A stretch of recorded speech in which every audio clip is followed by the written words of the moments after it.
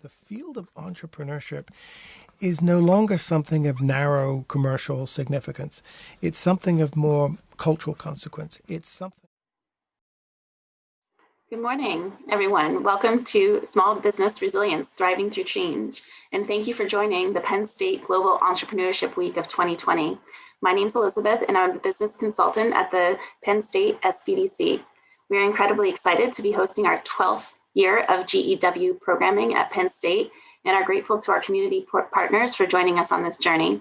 We have an amazing schedule of over 50 events in our GEW programming this year. If you'd like to check out those events, you can visit our website, gew.psu.edu.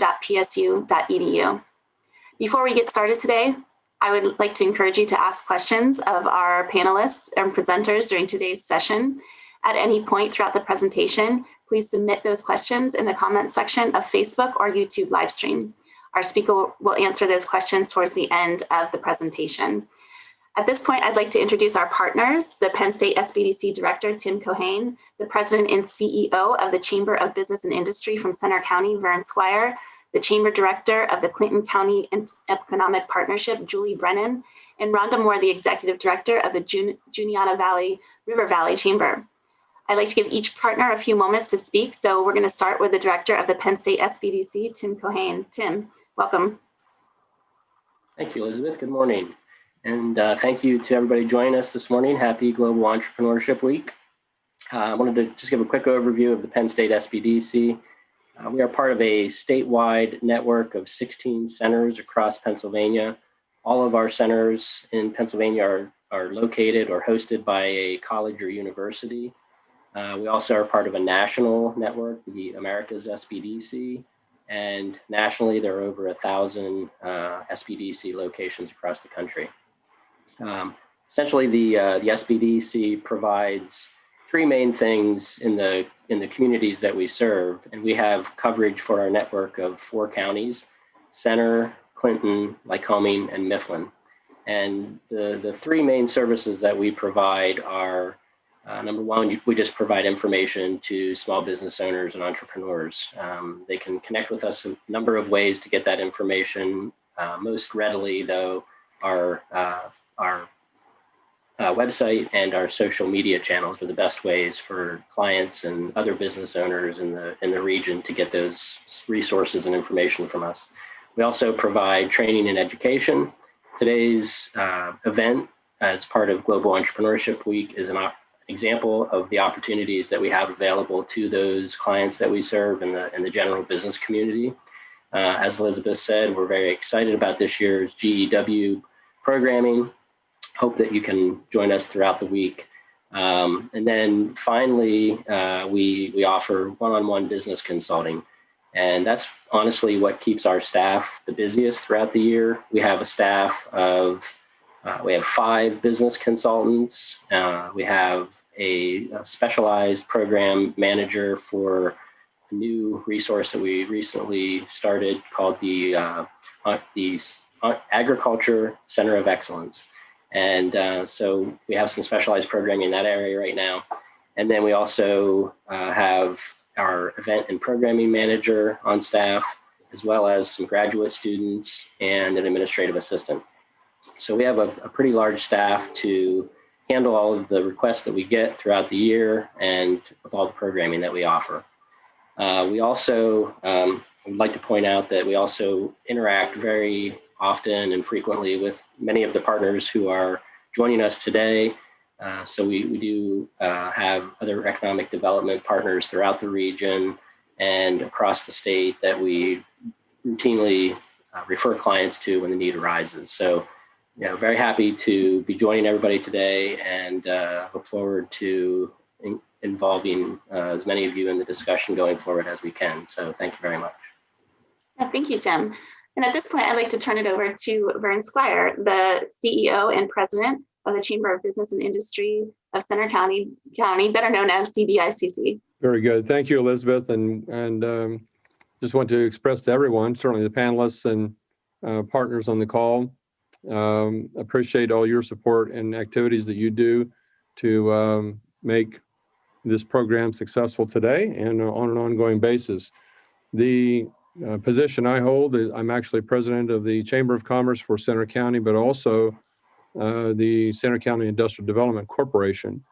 Our economy that we are responsible for and try to maintain, along with our terrific partners like Sbdc and Penn State at large, plus others in the region, comprises about 16 different counties in terms of our labor shed. And that activity exposes us to many opportunities to develop entrepreneurial companies and endeavors on an ongoing basis. For several decades, our corporation owned the business incubator at Penn State and Technology Park. And we, again, had very close relationships with many of you. We really want to appreciate, I think, all the partners, those listening, those companies who have formed up in time past.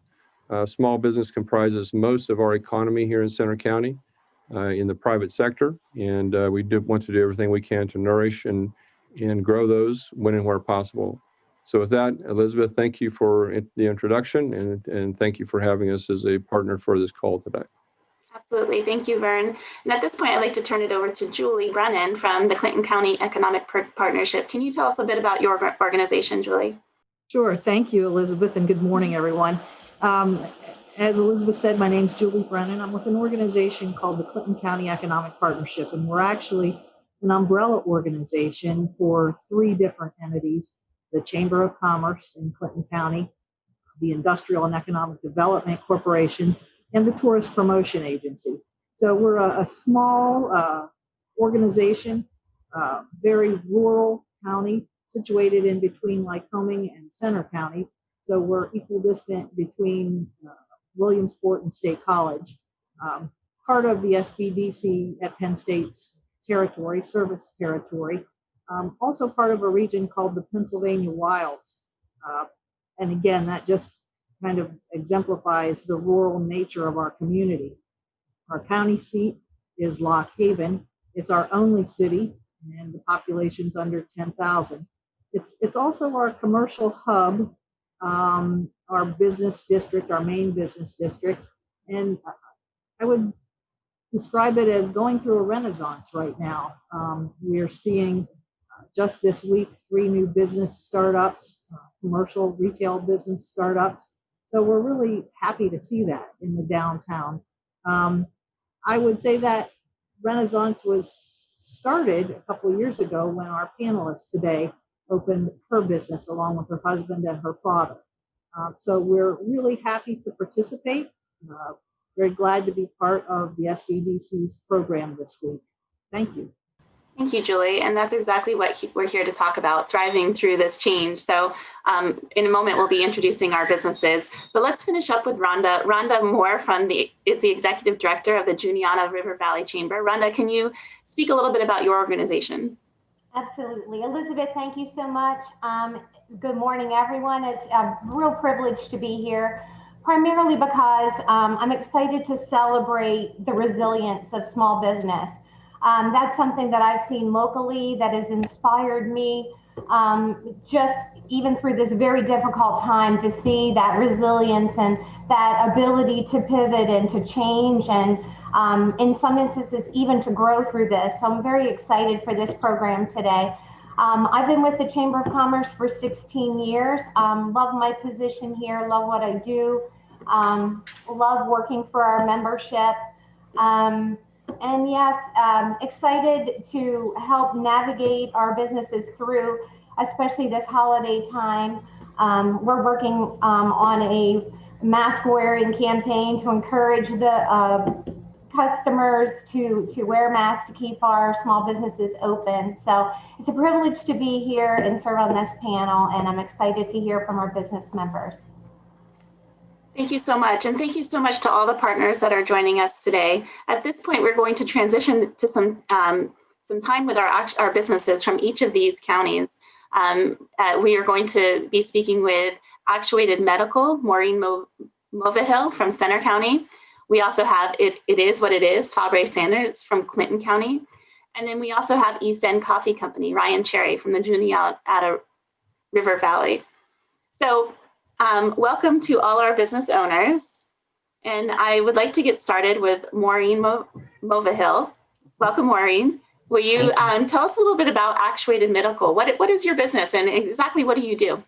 So Actuated Medical was founded about 14 years ago on the idea of putting motion into medicine. So all the devices that we're developing have some sort of motion component. So we use motion to improve patient outcomes. We've grown from 2 people to 22 people, and we're located in Bellefonte, Pennsylvania. And we have 3 products on the market right now, one of which is in over 9 hospitals across the US. So we're still early, but we're out there and people are using our technologies. That's great. It sounds like you've really grown over the past couple years. When exactly did you start your business? We started in 2006, December 28th, 2006. So 14 years. Thank you so much, Maureen. That was really great to hear from you. I really appreciate your feedback. I'm going to turn it over to Fabre now. Fabre, you own a business in Lock Haven. It is what it is. Can you tell us a little bit about your business, what you do, where you're located exactly? Sure. We're located right in downtown Lock Haven at 109 East Main Street. And what we do is we're a specialty food and gift shop.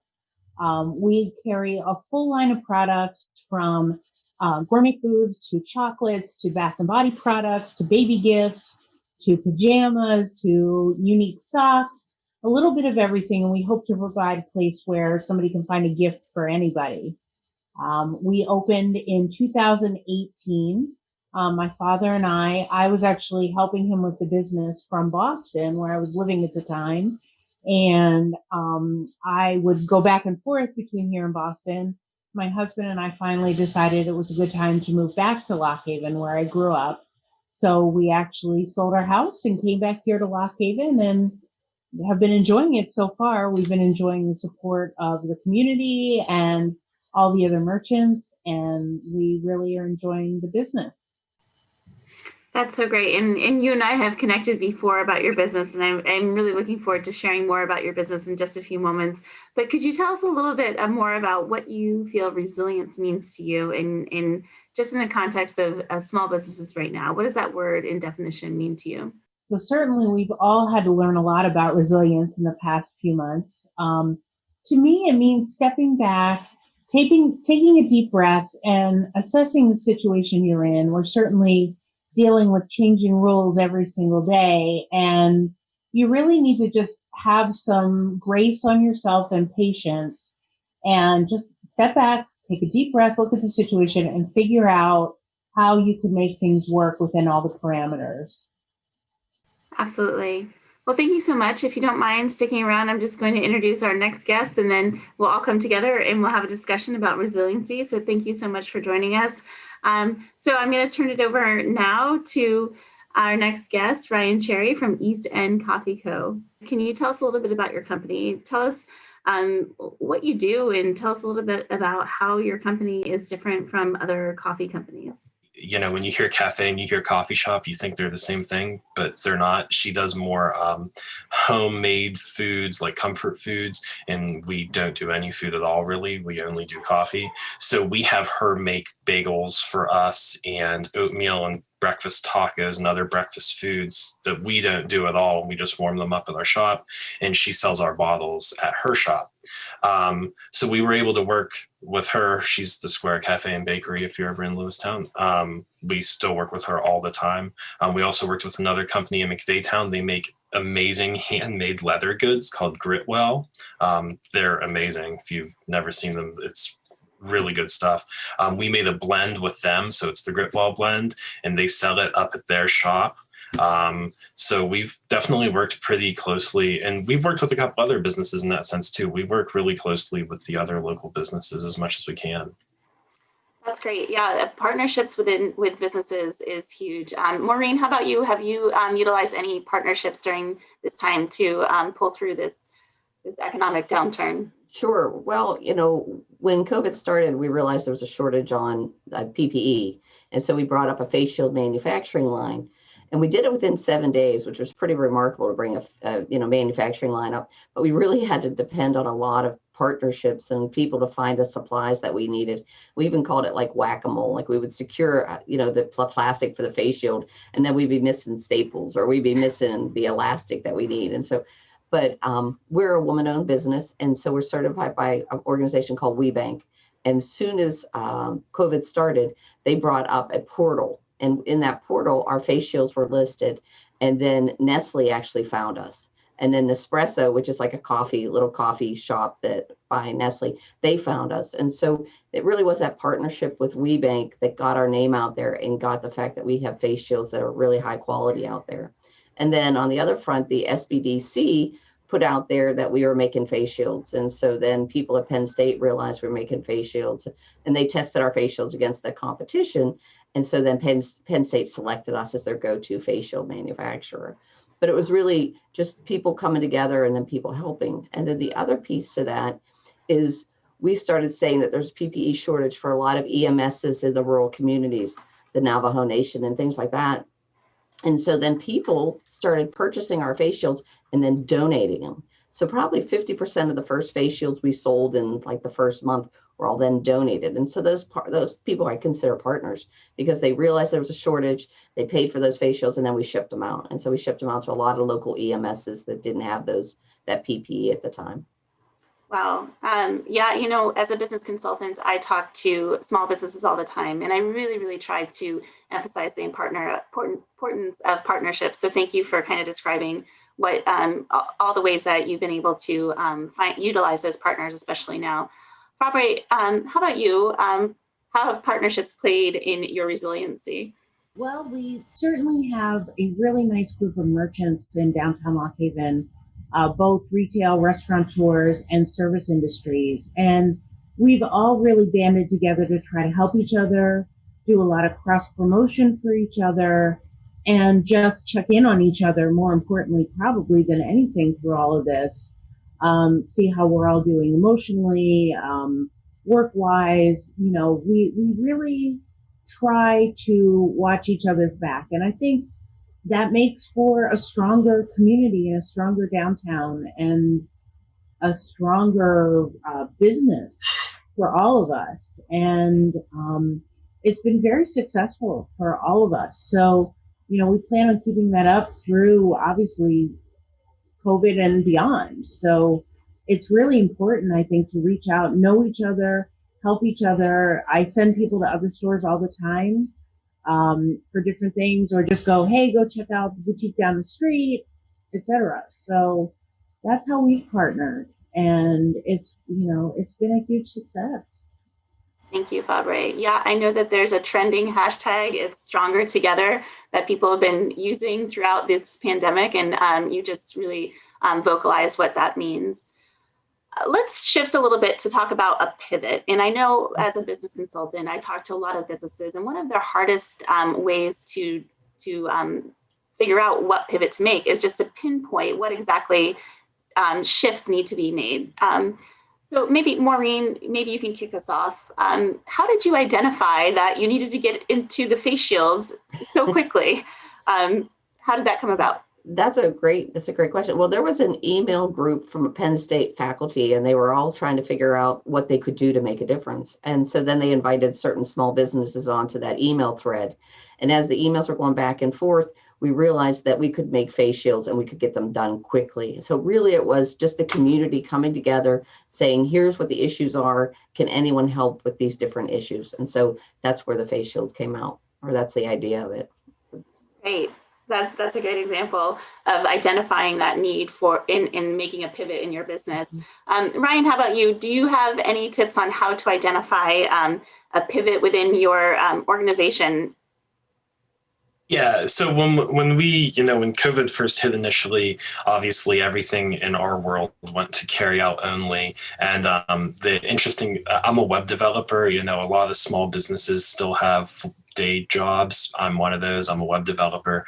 And so the funny thing is that we didn't have any kind of online ordering for our business prior to COVID. So COVID definitely forced us to start doing online ordering, from coffee bag sales to, again, I mentioned the to-go bottles earlier. And it's something that, frankly, we should have done a long time ago. COVID just really forced us to do it. And it was a good thing in the long run. And especially in the beginning when COVID first hit, it was extremely important for us and helped us a lot. So making those decisions to, just finally go ahead and do it and take that pivot to do online ordering for drinks, online, sales for bags has been a really good thing for us. Absolutely. And Fabre, I think you have a similar pivot that you identified, taking things online. And I think many businesses have decided that they need to go online. Can you tell us a little bit how you identified that was a space you needed to get into? Sure. Well, we were previously a traditional brick and mortar retail where we had sort of a very basic staff website with no e-commerce. We did only in-person sales. And then obviously in March, we closed our doors and we looked at each other and said, uh-oh, we need to change something here right now. And so my husband and I really pivoted very quickly and developed the website. And then about a month later, we started doing some live sales through Facebook. And that was a huge pivot for us. Totally out of my comfort zone. I may appear to be comfortable on camera, but I'm really not. And it was something that really changed our business model. And again, I think it's a pivot that's going to remain in place once we're through the pandemic. It's a new way of reaching customers, explaining your product, and connecting with people less in person and more virtually. So that's how we ended up making that decision. And it's been a very positive one for our business. Yeah. No, I had talked to you before, and I think that was a really great pivot you made, and you're continuing to grow that space. So that's great. You did mention customers, and I'd like to ask all of our panelists a little bit about their customers. Have your customers changed, and what have you done to keep up with the customers? Why don't we start with Ryan? Can you describe your customers and how they've maybe changed over the last 8-9 months? And is there a new customer, or you're just trying to meet the customer in a different way? Our customers are definitely similar. It's a similar group of people, the kind of artsy weirdos is how I call them a lot of times, because that's what I am. But, they are similar, but we definitely have different people coming and going. I think it's different, especially from something like retail, because you can come into a coffee shop and get something for $3 or $4 rather than $30 or $40, So we count on a lot of return business, and we definitely have a lot of the same customers that we had at the beginning of the pandemic. However, we've also had a lot of new customers, people that say, oh, this coffee shop's in town. They've been here for 2 years. I've never tried it, and maybe now's the time, small businesses are having a harder time, I should give them a shot. And so we've definitely picked up on some newer customers too. And it's been really interesting because most of our customers, we've always kind of counted on reaching them through social media, Instagram and Facebook. And they're not all there, obviously. So it's kind of an interesting time to try new things to try to reach them. Great. That's great examples of how customers have changed, or maybe new customers are available to grab onto right now. How about you, Fabre? Have you identified new customers, or are you still just working with the same group, just maybe online? What have you seen in your business? I think we've definitely seen a big switch to younger customers by going online and Facebook, social media, increasing our presence there. We've also expanded our geographic reach by going online. So we've been able to reach people in other cities, counties and states, and expand our business that way as well. And we just want to make it convenient and safe for our customers. So that's really our end goal, is if we have a local customer who's maybe uncomfortable going into a store, we offer private shopping times that they can come and be by themselves with one of us. And it's been very successful, especially for my father's peer group, where they want to have a little bit of space and shop. They are not necessarily connected online, but they really appreciate the fact that we're willing to do that for them. So we're just trying to pivot on a daily basis and figure out what, the best course of action is as the day goes on. So yeah, I think Maureen had mentioned a little bit of that being flexible to change. How about you, Maureen? Are you business to business, business to customer, or both? Who are your customers? So that's really a great question. So, pre-COVID, we were selling to hospitals. So then COVID hit, and then we brought up the face shield manufacturing line, but then we put an online store, and then we did some radio advertising, and we did some Facebook advertising, and Amazon advertising. Anyway, so it turned out that we thought we were doing face shields for first responders, but our biggest customers were schools. And we did a lot of email marketing. So we actually sent emails to probably every school district in Pennsylvania and said, we have face shields. You want to see the smiling faces of your children or your students, but the students need to see the smiling faces of their teachers. And so our biggest sales actually went to schools. So on the community side, we really felt like we were protecting our community and we were helping those schools. And so it was really emotional. But then the other parts of that, and I didn't mention on the partners, is then people started coming to us and said, can you make face shields for kids? So we made a kid-size face shield. Can you make face shields for football equipment? So we started doing face shields for football helmets. Then we had somebody come and, can you make one for hard hats that flip up? So then we did hard hats for a meat processing factory, right? So it really was, we were out there doing social media. We had the online store. And then people started saying, I have a need, can you solve it for us? And that's where we were really successful, just helping people that way. Listening to your customers. Yeah, my son plays football, and I know that he had your face shields in his football helmet this past fall. So thank you for that. Let's shift gears a little bit, because I know business owners really want to look at costs right away when it comes to a pandemic and an economic downturn. They're looking for ways to cut costs for the downturn in sales. Do you guys, have you had to evaluate your spending, evaluate costs? Has that been an issue for any of you through this pandemic? And how have you been able to make those evaluations? Fabre, why don't we start with you? Sure. I think we've been trying to spend smarter and utilize our budget to obviously increase technology, but also bring in products maybe that we wouldn't have brought in otherwise, but that fill a need in the community. And I think that, I have some hand sanitizer, and I have a lot of, bath and body products that, help, that are natural and, a little less chemically than some of the other ones on the market. I think you just have to evaluate your available funds and try to spend them wisely, and not go and buy a bunch of things for, say, in our business, for entertaining, because clearly nobody's entertaining, but people have gone back to cooking for their families. So we're trying to bring in things that, would be useful for that. So I think that's where our spending shift has really happened.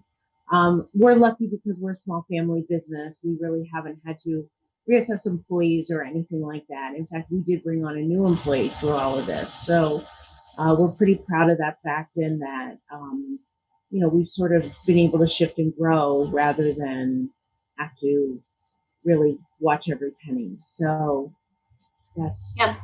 that's great, Fabre. I think spending smarter is a great tip. And what about you, Maureen? Did you have any ways that you evaluated your cash flow in order to just keep the business, from falling behind in this time? Sure. I think that's all the time, not just in a COVID time. You're always looking at how much money do you have and how do you spend it wisely. And so with the face shields, we had brought in assembly workers, temporary employees, to build those face shields because our other employees had jobs to do on the projects that they already had. And so really thinking about, what's the best that we can get from these employees, what face shields should they be manufacturing? And then things have slowed down now that the kids are back in school. And so we built up our inventory, and then we let the temporary people go just like a couple weeks ago.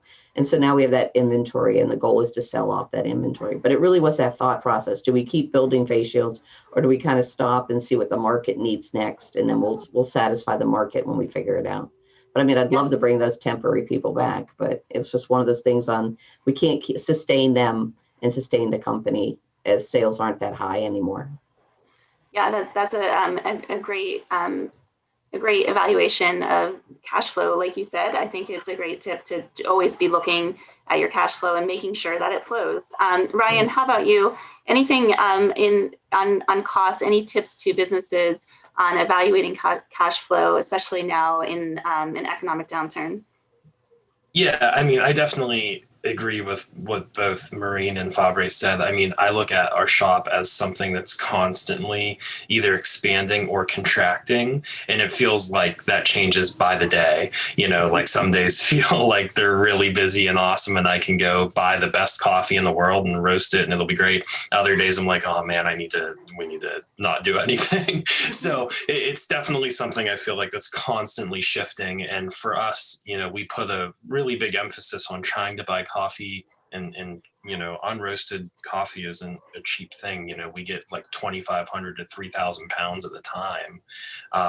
So we put a focus on trying to buy coffee that is, you know, produced in a fair manner, where people are paid a fair wage, where there's not chemicals or pesticides and stuff like that on it.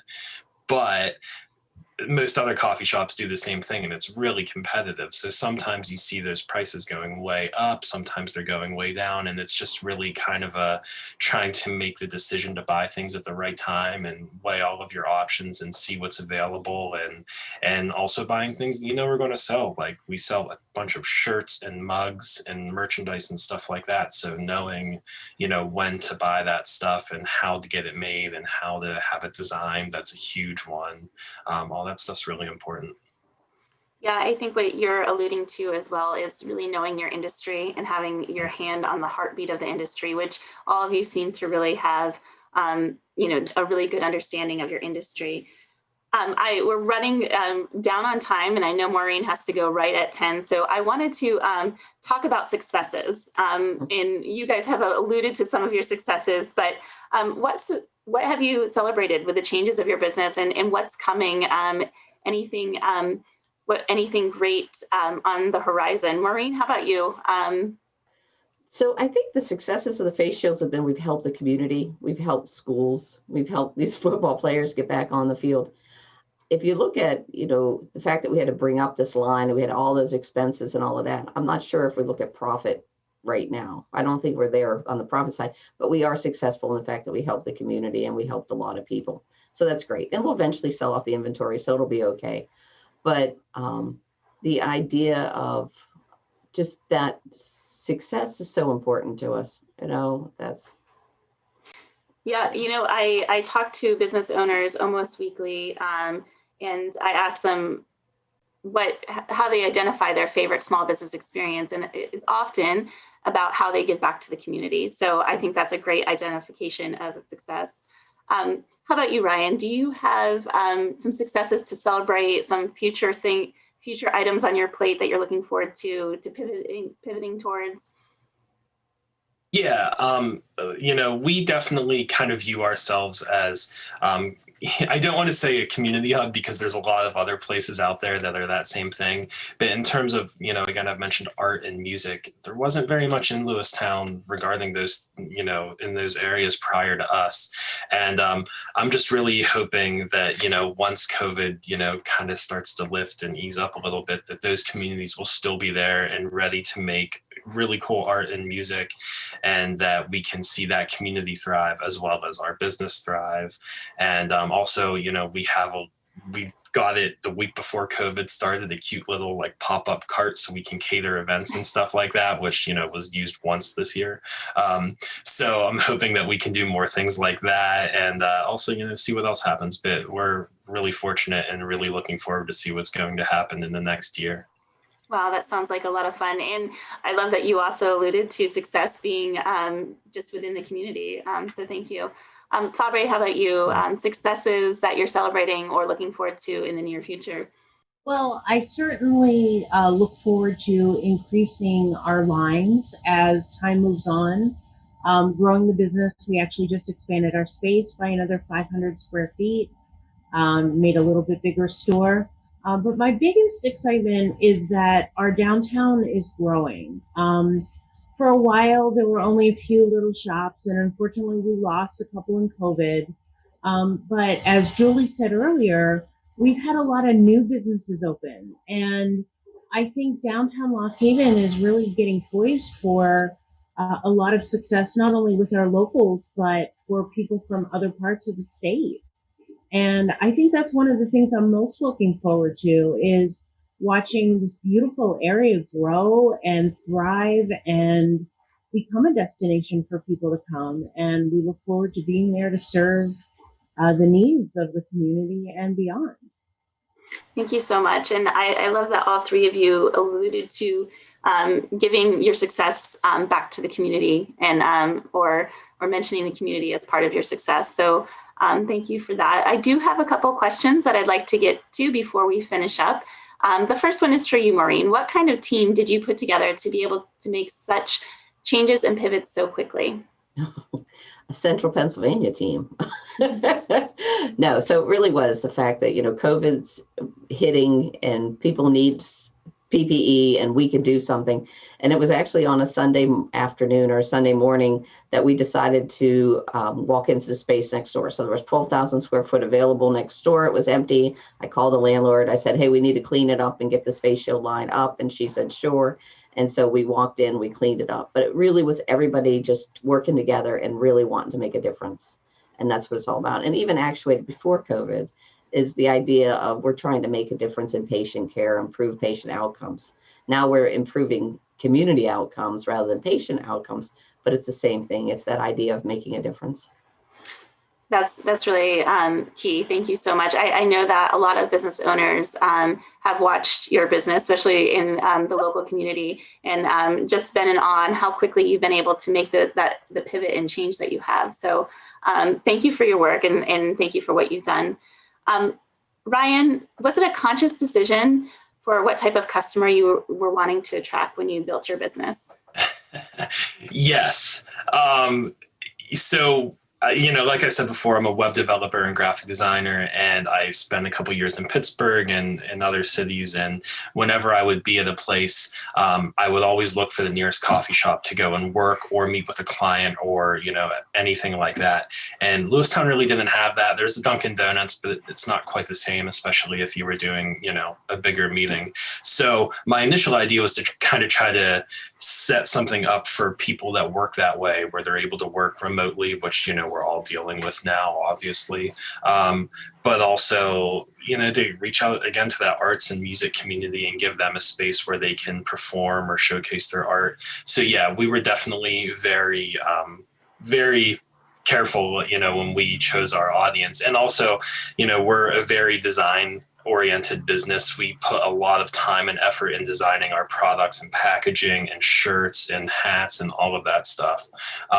So I think once you start making products like that, the customers that are interested in that obviously see it and, they show up.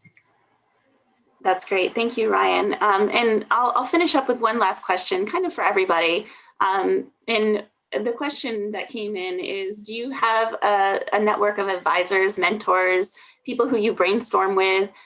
Where would each of you describe your, someone that might walk you through or hold your hand through this process? Anybody? Well, I'll start. I'm very lucky to work with your colleague, Tom Kiefer, of the Sbdc, and he's been a rock for me through all of this.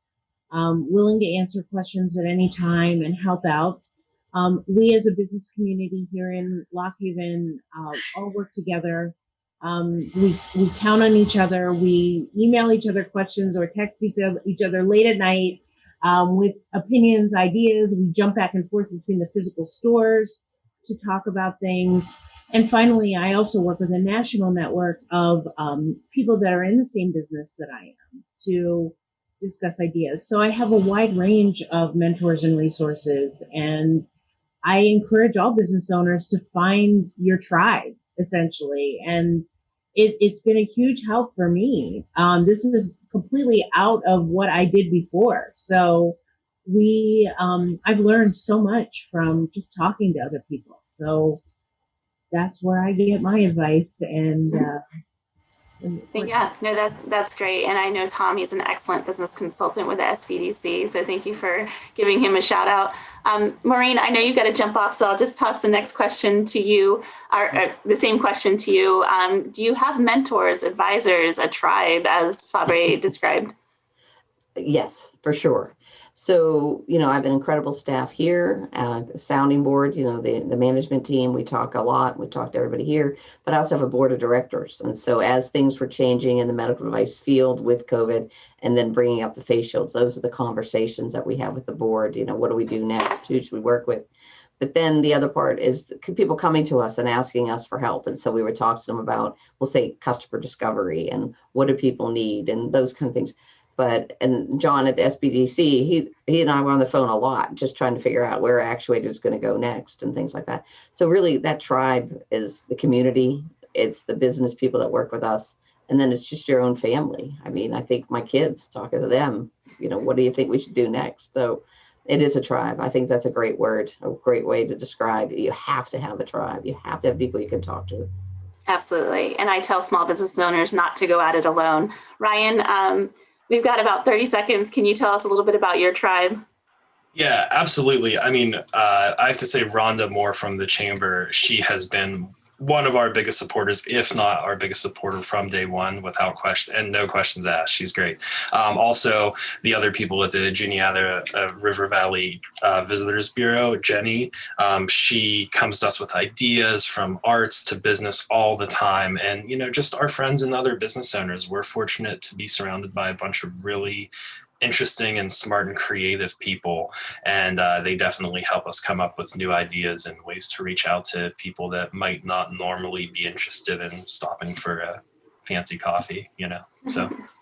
Well, thank you so much. And thank you to all the business owners who have joined us today. I'm, if there's one takeaway for thriving through change, I think that the feeling that we've all gotten from this talk is that your tribe, your mentors, your partners, and specifically your community are really important to be networking with and utilizing as you go through maybe this economic downturn, a pandemic, or the need to just pivot and change.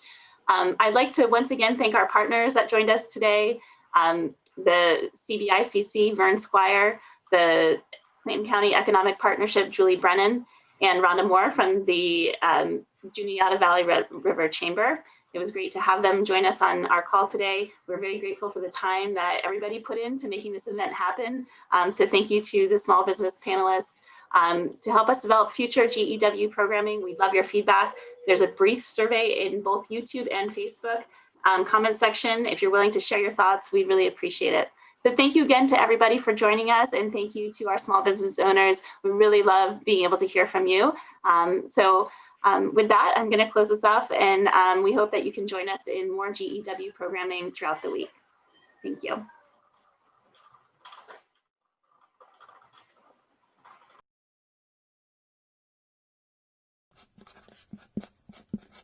I'm Jonathan Ortmans, and I'm with Global Entrepreneurship Week.